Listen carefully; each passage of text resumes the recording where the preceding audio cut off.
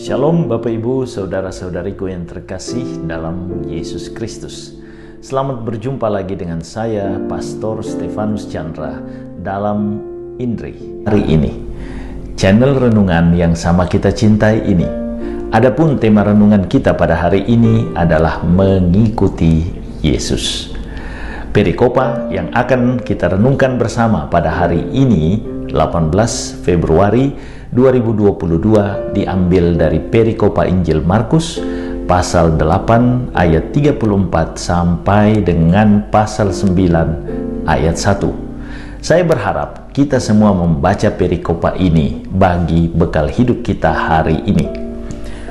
Bapak Ibu, saudara-saudariku yang terkasih dalam Yesus Kristus, kita tahu bersama bahwa kita disebut Kristiani karena kita mengikuti Yesus Kristus.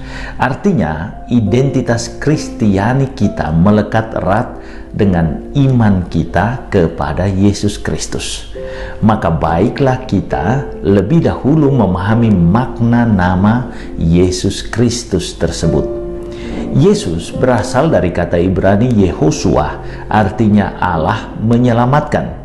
Sementara Yesus disebut Kristus atau Christos dalam bahasa Yunani yang berarti terurapi.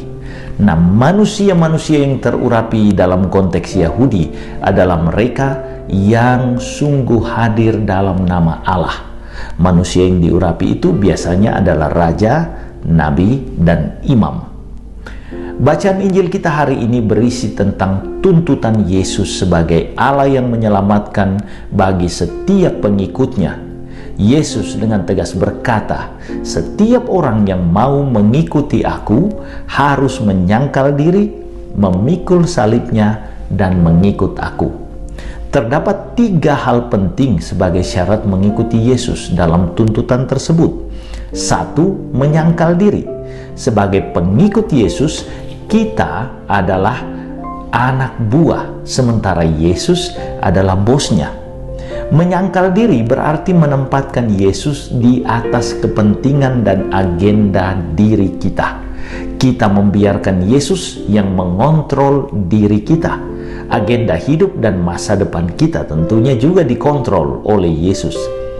Hal ini sangatlah sulit karena kita manusia cenderung mau menjadi pemimpin atau bos paling tidak atas diri kita. Setiap manusia juga mau mengatur dirinya secara bebas. Kita terkena rumus ini. Menjadi murid Yesus berarti membiarkan Yesus menjadi pengontrol dan pengatur hidup kita, jurumudi hidup kita, dan tujuan hidup kita. Dengan demikian, kita dituntut dalam poin pertama ini untuk memberikan diri seluruhnya, seutuhnya kepada Yesus. Tuntutan kedua dari Yesus bagi para muridnya adalah memikul salib.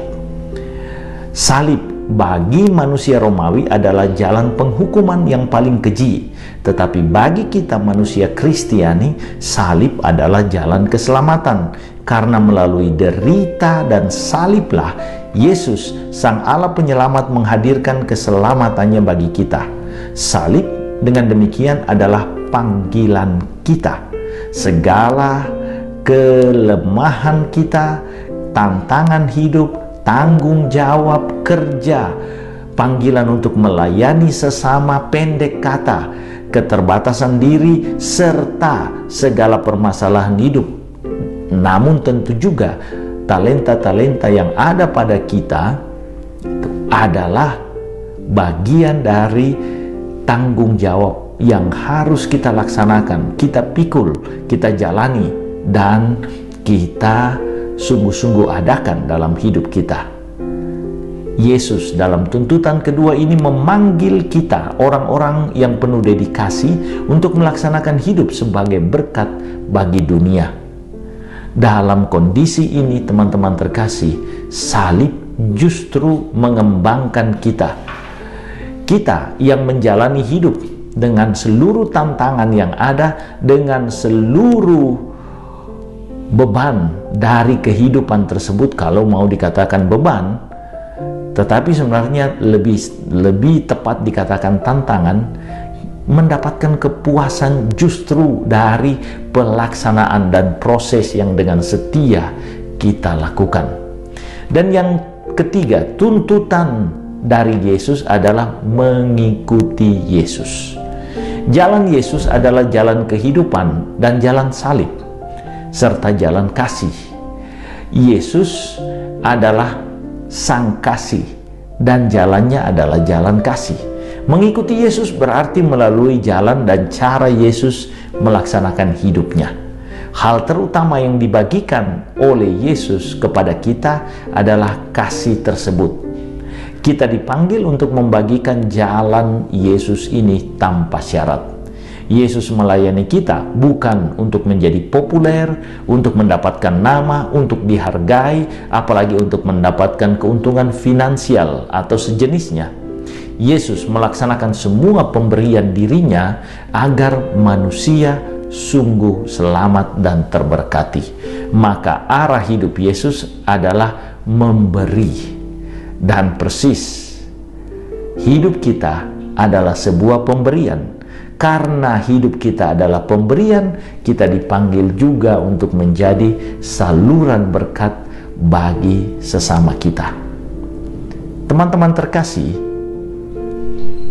di Israel terdapat 2 danau besar.